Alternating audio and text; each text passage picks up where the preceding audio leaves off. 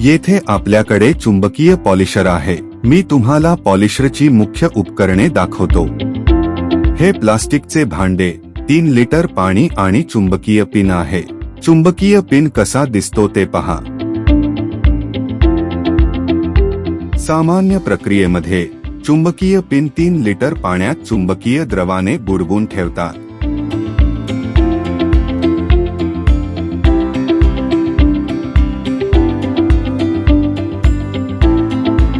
10 मिनिटांच्या घड्याळाच्या दिशेने आणि घड्याळाच्या विरुद्ध दिशेने फिरवल्यानंतर डिस्क अशा प्रकारे चमकते। ही प्रक्रिया 2 बीप ध्वनींसह अशी काहीतरी सुरू होते।